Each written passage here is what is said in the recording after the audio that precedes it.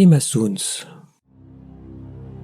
Le 14 janvier 1922, Emma Soons, de retour de l'usine de tissus Tarpur et Loventhal, trouva au fond du vestibule une lettre datée du Brésil qui lui apprit la mort de son père.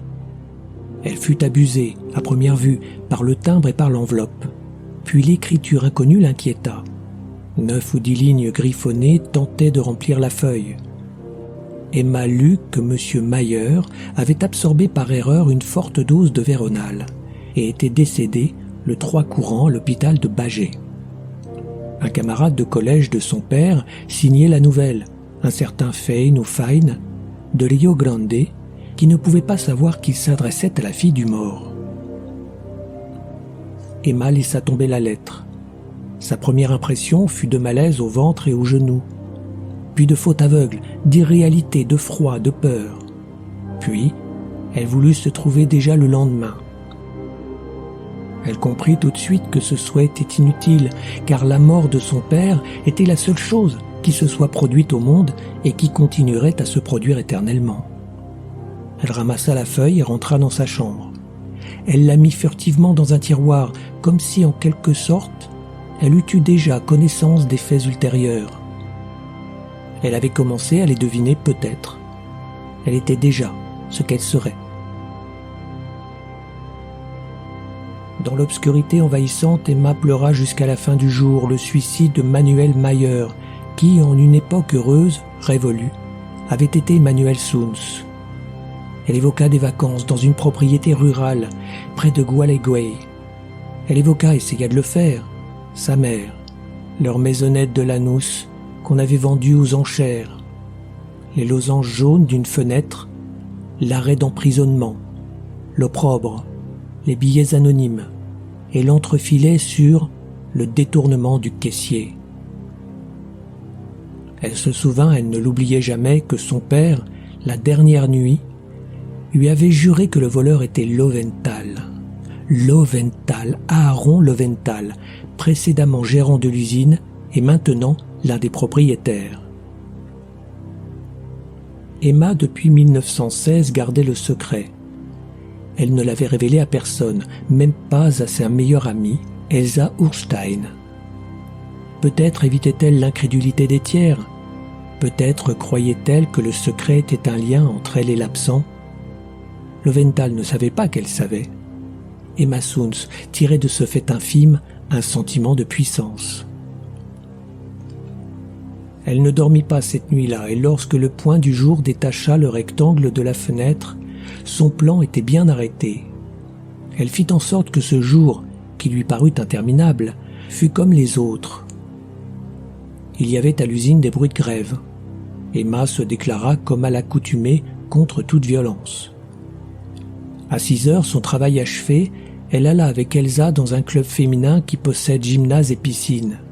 Elles s'inscrivirent. Elle dut répéter et épeler son prénom et son nom. Elle dut rire des plaisanteries vulgaires qui agrémentèrent la lecture de l'inscription. Avec Elsa et la cadette des Krumpfus, elle discuta pour savoir à quel cinéma elles iraient le dimanche après-midi. Puis on parla garçon et personne ne fut surpris qu'Emma n'intervient pas dans la conversation. Elle devait avoir 19 ans au mois d'avril, mais les hommes lui inspiraient encore une terreur presque pathologique. Au retour, elle prépara une soupe de tapioca et de légumes, mangea tôt, se coucha et s'obligea à dormir. De la sorte, laborieusement, d'une façon banale, s'écoula le vendredi 15, la veille.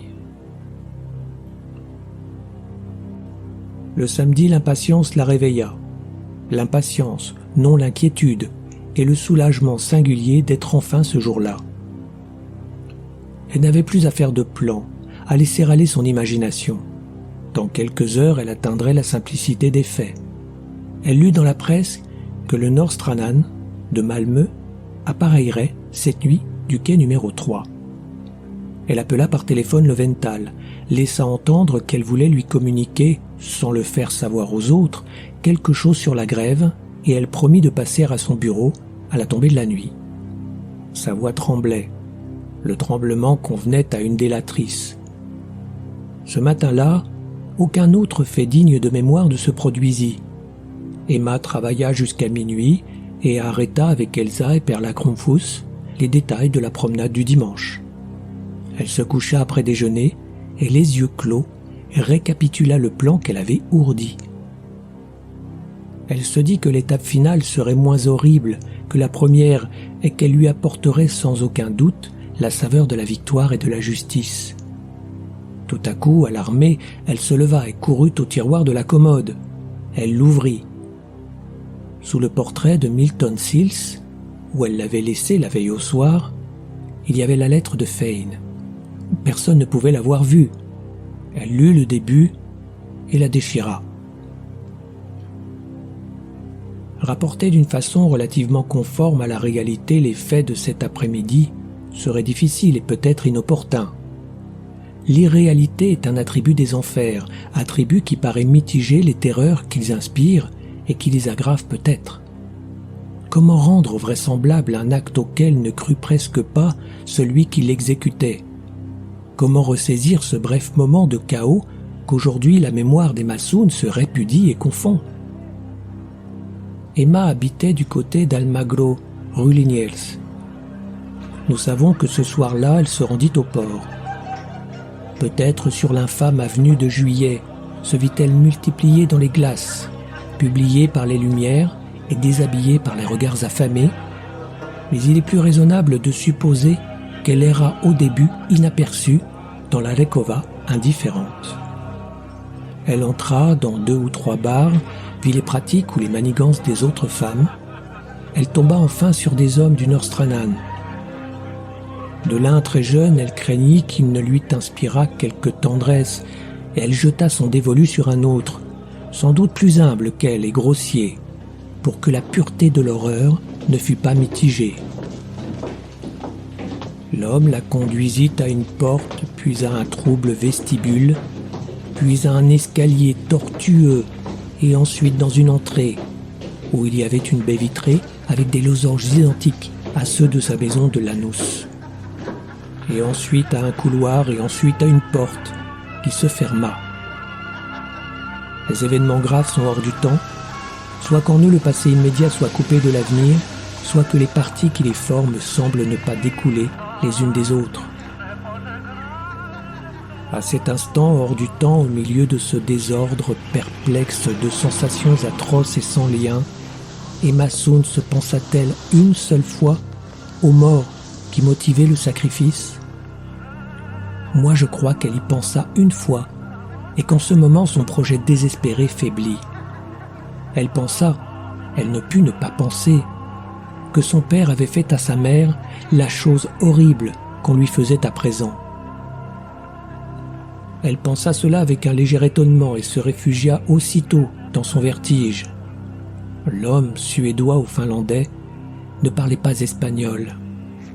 Il fut pour Emma un instrument de même qu'elle le fut à son tour pour lui, mais elle servit pour la jouissance et lui pour la justice.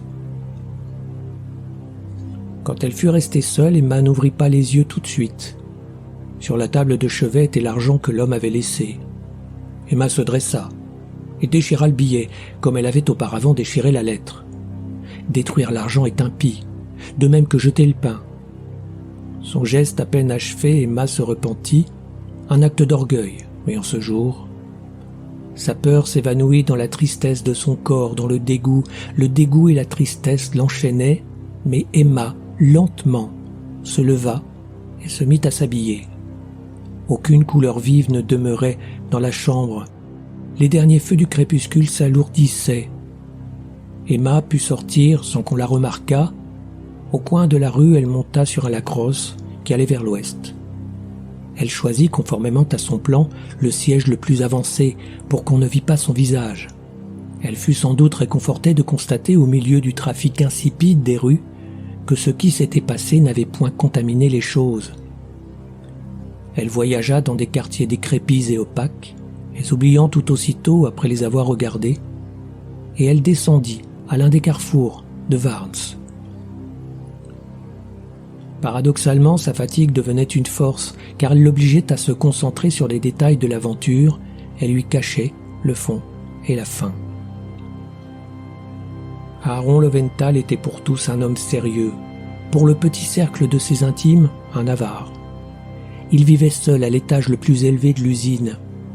Établi dans un quartier délabré, il craignait les voleurs. Dans le patio de l'usine, il y avait un grand chien, et dans le tiroir de son bureau, nul ne l'ignorait, un revolver. Il avait pleuré dignement l'année précédente la mort inopinée de sa femme, une Gauss, qui lui avait apporté une bonne dot. Mais l'argent était sa véritable passion. Avec un sentiment intime de honte, il se savait moins capable de le gagner que de le thésauriser. Il était fort dévot. Il croyait avoir avec le Seigneur un pacte secret qui le dispensait de faire le bien, en échange de forces prières et actes de dévotion. Chauve, corpulent, vêtu de deuil, portant lorgnon fumé et barbe blonde, il attendrait debout près de la fenêtre le rapport confidentiel de l'ouvrière Soons. Il la vit pousser la grille, qu'il avait entr'ouverte exprès, et traverser le patio obscur. Il la vit faire un petit détour quand le chien attaché aboya. Les lèvres d'Emma frémissaient comme celles de quelqu'un qui prie à voix basse. Lasse, elle répétait l'arrêt que M. Leventhal allait entendre avant de mourir. Les choses ne se passèrent pas comme l'avait prévu Emma Soons. Depuis l'aube précédente, elle s'était rêvée souvent en train de braquer fermement le revolver, de forcer le misérable à avouer sa faute odieuse et d'exposer le stratagème intrépide qui permettrait à la justice de Dieu de triompher de la justice humaine. Non par peur, mais parce qu'elle était un instrument de la justice, elle ne voulait pas être punie. Puis un seul coup de feu en plein cœur consommerait le sort de Leventhal. Mais les choses ne se passèrent pas ainsi. Devant Aaron Leventhal, plus que le besoin pressant de venger son père, Emma éprouva celui de châtier l'outrage qu'elle avait subi pour y parvenir. Elle ne pouvait pas ne pas le tuer, après son déshonneur minutieusement préparé. Elle n'avait pas non plus de temps à perdre à faire des comédies. Une fois assise, elle présenta timidement des excuses à Leventhal, invoqua, en sa qualité de délatrice, les devoirs de loyauté, prononça quelques noms, en laissa deviner d'autres, et se troubla comme vaincue par la crainte. Elle fit en sorte que Leventhal alla chercher un verre d'eau. Quand ce dernier, peu convaincu par de tels simagrées, mais indulgent, revint de la salle à manger, Emma avait déjà pris dans le tiroir le lourd revolver. Elle pressa 2 fois sur la détente.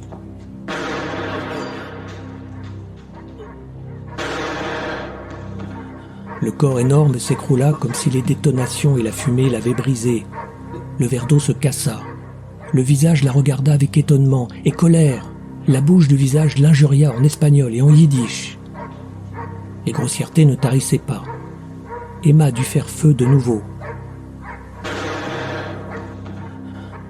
Dans le patio, le chien enchaîné se mit à aboyer et le sang coula brusquement des lèvres obscènes, souillant la barbe et les vêtements. Emma commença à débiter l'accusation qu'elle avait préparée. « J'ai vengé mon père et on ne pourra pas me condamner. » Mais elle n'acheva pas, parce que M. Leventhal était déjà mort. Elle ne sut jamais s'il put comprendre. Les aboiements exaspérés lui rappelèrent qu'elle ne pouvait pas encore se reposer. Elle mit le divan sans dessus-dessous, déboutonna la veste du cadavre, lui ôta ses lorgnons éclaboussés de sang et les posa sur le fichier. Puis elle prit le téléphone et dit ce qu'elle devait répéter si souvent, en ces termes et sous une autre forme. « Il s'est passé une chose incroyable. Monsieur Leventhal m'a fait venir sous le prétexte de la grève. Il a abusé de moi. Je l'ai tué. » L'histoire est incroyable en effet, mais elle s'imposa à tout le monde car en substance elle était vraie. Sincère était le ton d'Emma Soons, sincère sa pudeur, sincère sa haine. Authentique aussi était l'outrage qu'elle avait subi. Seuls étaient faux les circonstances, l'heure et un ou deux noms propres.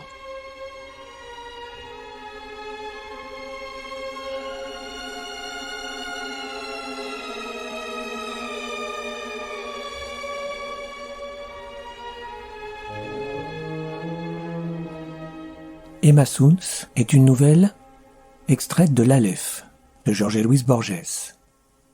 Réalisation sonore et interprétation, Eric Hansen.